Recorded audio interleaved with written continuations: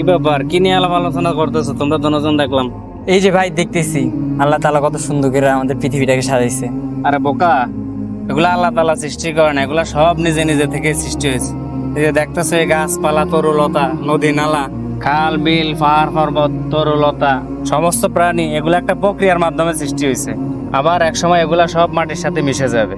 বিজ্ঞান বলছে এই পৃথিবী তার নিজস্ব গতিতে চলতেছে, এই প্রকৃতি তার নিজস্ব নিয়ম অনুযায়ী চলতেছে। এই যে দেখো না, শীতকাল আসলে প্রকৃতি একরকম, বর্ষাকালে একরকম, হেমন্তকালে একরকম, আবার গরমকালে একরকম, বসন্তকালে একরকম, গ্রীষ্মকালে একরকম হচ্ছে। এই যে প্রকৃতির বৈচিত্র্য, এটা কিন্তু 2-3 মাস পর পর নিজেই নিজেকে পরিবর্তন করে। জি ভাই, আপনি ঠিকই বলছেন। আমি আপনার সাথে একমত হতে পারলাম না। ভাই আমি একমাত্র আল্লাহ তাআলারই বিশ্বাস করি। ও তার মানে তুই আল্লাহরে বিশ্বাস করিস? আল্লাহ কি করে জানোস? আল্লাহ কই আছে দেখছিস আল্লাহরে কোনো সময়? বিজ্ঞান যেটা দেখবে সেটাকেই নিবে, সেটাকে বিজ্ঞান বিশ্বাস করবে। তুই যে বিশ্বাসের উপর চলতেছিস সেটা বিজ্ঞান সম্মত নয়। ভাই আমি বিজ্ঞান টিজ্ঞান বিশ্বাস করি না, সবকিছুর ঊর্ধ্বে একমাত্র আল্লাহ। ভাই আমি একমাত্র আল্লাহ তাআলারে বিশ্বাস করি, তাছাড়া আমি আর কাউকে বিশ্বাস করি না। এই সকল অন্ধবিশ্বাস থেকে বেরিয়ে আয়, বাস্তবতার উপর বিশ্বাস কর, বিজ্ঞানের উপর বিশ্বাস কর। আসসালামু আলাইকুম। আপনি একজন মুসলিম হয়ে মানুষকে কিভাবে উল্টাপুল্টা বুঝান? এগুলা কি ঠিক হচ্ছে? ও আচ্ছা, তাই নাকি? আমি কি বুঝাচ্ছি আর আপনি কি বুঝছেন? আপনি যে মানুষকে উল্টাপাল্টা যুক্তি শিখাচ্ছেন, এটা কি ঠিক হচ্ছে? আপনি কি বুঝেন বিজ্ঞান সম্পর্কে? আপনাদের মতো হুজুরদের এই আধুনিক বিজ্ঞান সম্পর্কে কোনো ধারণা আছে? কতটুকু জানেন বিজ্ঞান সম্পর্কে?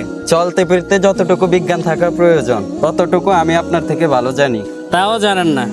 আপনাকে আমি 3টা প্রশ্ন করব, যদি 3টা প্রশ্নের উত্তর দিতে পারেন তাহলে আমি এসব কথা বলা ছেড়ে দেবো, আর কাউকে আমি এসব কথা বলবো না। জি বলেন, কি প্রশ্ন করবেন? আমার 1 নম্বর প্রশ্ন, আপনি যে আল্লাহকে বিশ্বাস করেন, আল্লাহ কোথায় আছেন আমাকে দেখান।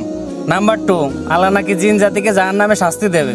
জিন তো আগুনের তৈরি, আগুনের সৃষ্টি, জিনকে কিভাবে আগুন দিয়ে শাস্তি দেবে? নাম্বার 3, দুনিয়ার সবকিছু নাকি আল্লাহর নির্দেশে হয়, তাহলে মানুষ যে খুন খারাপি করে, চুরি ডাকাতি করে, এগুলো তো আল্লাহর নির্দেশে হওয়ার কথা, তাহলে আল্লাহ কেন আর শাস্তি দেবেন? আস্তাগফিরুল্লাহ। তাহলে আপনার কি উত্তর লাগবে? হ্যাঁ অবশ্যই আমার উত্তর লাগবে। দাঁড়ান, আপনাকে উত্তর দিচ্ছি।